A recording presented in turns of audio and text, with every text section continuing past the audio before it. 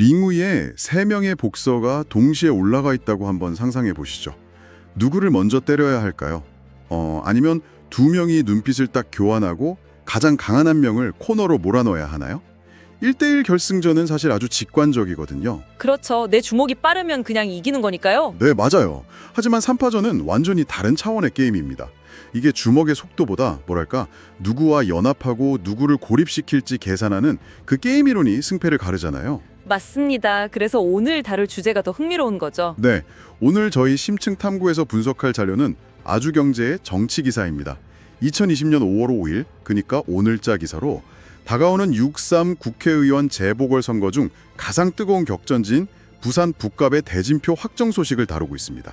국민의힘 공천관리위원회가 박민식 전 국가보훈부 장관을 후보로 확정하면서 더불어민주당 하정우 후보, 그리고 무소속 한동훈 후보, 이렇게 3명의 3파전 구도가 드디어 완성됐습니다. 기사를 보면 박민식 후보가 직접 이 선거를 낙동강 전선 탈환을 위한 선거라고 명명했습니다. 와, 낙동강 전선 탈환. 단어 선택부터 엄청 비장하네요. 그렇죠. 그만큼 이 부산 북갑이라는 지역구가 가진 정치적 상징성이 어마어마하다는 뜻입니다. 이 복잡한 체스판에서 첫 번째 수를 어떻게 두느냐가 향후 전국적인 정국의 흐름을 완전히 뒤바꿀 수도 있거든요. 자, 그럼 이걸 하나씩 좀 풀어보죠. 전문가님, 보통 선거는 1대1 구도도 복잡한데 3파전이 확정됐습니다.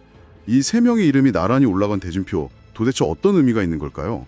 기사를 보면 대진표가 완성되자마자 판을 흔드는 첫 번째 잽이 날아오거든요. 네, 단일화 이슈 말씀이시죠? 네, 맞아요.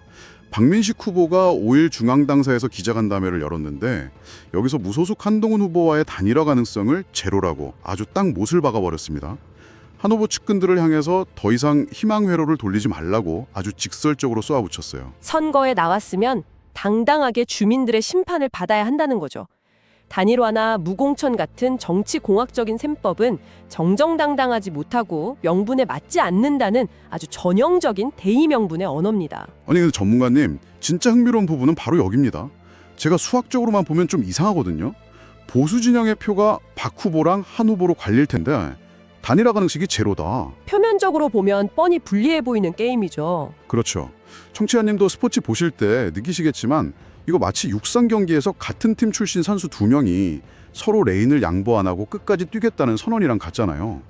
표가 반토막 나서 어부지리로 민주당 후보가 유리해질 텐데 왜 이렇게 강경한 걸까요? 겉으로 보기엔 명백한 자살골처럼 보일 수 있습니다.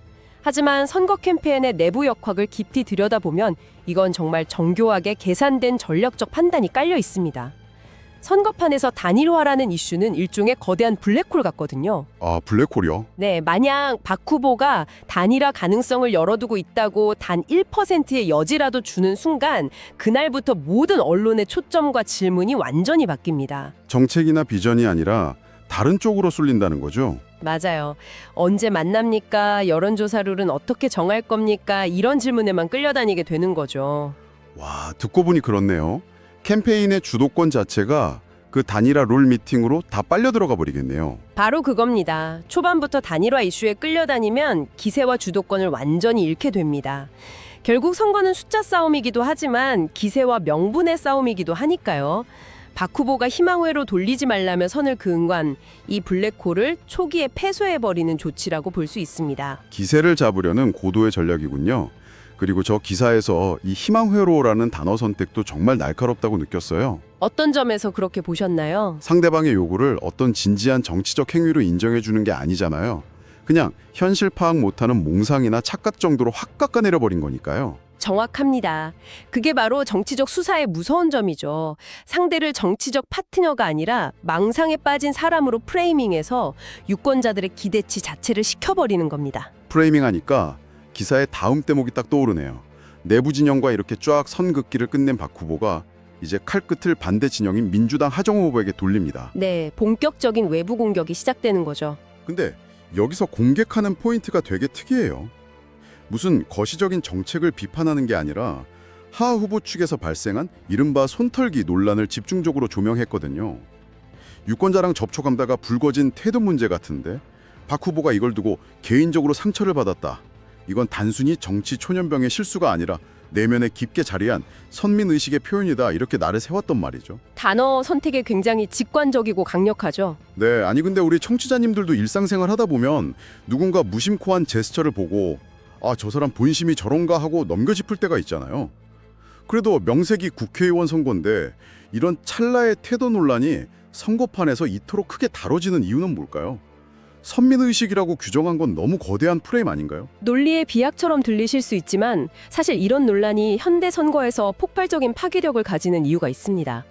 유권자들은 복잡한 정책보다 이런 직관적인 태도나 인성 논란에 훨씬 더 즉각적으로 반응하거든요. 아, 진짜요? 공약보다 그런 태도가 더 중요한가요? 네, 인간의 뇌가 정보를 처리하는 방식, 즉 휴리스틱 때문인데요. 현대 유권자들은 정보 과부하 상태라 정책을 일일이 검토할 에너지가 부족합니다. 그래서 아주 직관적인 감정 데이터에 의존해서 후보를 판단해버리는 거죠. 아, 그러니까 이 선민의식이라는 단어 하나가 상대방의 작은 실수를 거대한 구조적 문제로 확대 해석해버리는 무기가 되는 거군요. 맞습니다. 아주 전형적이고도 강력한 선거 전략이죠. 예의가 없다 정도가 아니라 엘리트 계급 대 평범한 서민이라는 구도로 프레임을 짜서 상대방에게 치명적인 타격을 입히는 겁니다. 와, 듣고 보니까 진짜 무섭네요. 무의식 중에 저 사람은 우리 위에 군림하려는 사람이다 라는 메시지를 유권자한테 심어버리는 거잖아요. 자, 내부에는 단일화 불가, 외부에는 선민의식 프레임 이렇게 맹폭을 가하고 있는데 정작 기사 후반부를 보면 박 후보 본인 상황이 그렇게 여유롭지만은 않아 보입니다. 네, 여론조사 지표가 언급되는 부분이죠. 맞아요. 경쟁 후보들보다 지지율이 낮게 나타난다는 지적에 대해 박 후보 반응이 재밌습니다. 여론조사에 일희일비하지 않는다면서 갑자기 룰의 공정성을 이야기하거든요. 네, 무소속 등번호 이야기 말이죠. 네, 언론 노출이나 여론조사에서 소속을 애매하게 표시하면 안 된다. 자신은 국민의힘 박민식이고 한동훈 후보는 무소속으로 명확하게 등번호를 달고 싸워야 한다고 촉구했어요. 그럼 이게 다 무슨 의미일까요? 지지율 낮다는 뼈아픈 지적 앞에서 오히려 룰을 똑바로 하라는 건데. 룰 세팅 자체가 선거에 결정적인 영향을 미치기 때문입니다. 정당 프리미엄 혹은 후광 효과라고 부르는 현상이죠. 아, 마치 상업 브랜드에서 간판 가리고 팔지 말고 정확히 상표 떼고 무소속으로 평가받으라는 그런 요구 같은 건가요? 아주 적절한 비유입니다. 유권자들이 후보 개인의 이름만큼이나 소속 정당이라는 브랜드 파워에 크게 반응하거든요. 무소속 후보가 전직 당의 이미지를 은연중에 가져가는 것을 철저히 차단하려는 견제 심리인 겁니다. 아, 그러니까 여론조사에서 무소속 기호 몇 번이라고 콕 집어 들려주는 거랑 전직 무슨 장관이라고 들려주는 건 응답률이 확연히 다르겠네요. 당연하죠. 이건 중요한 질문을 던지게 하죠.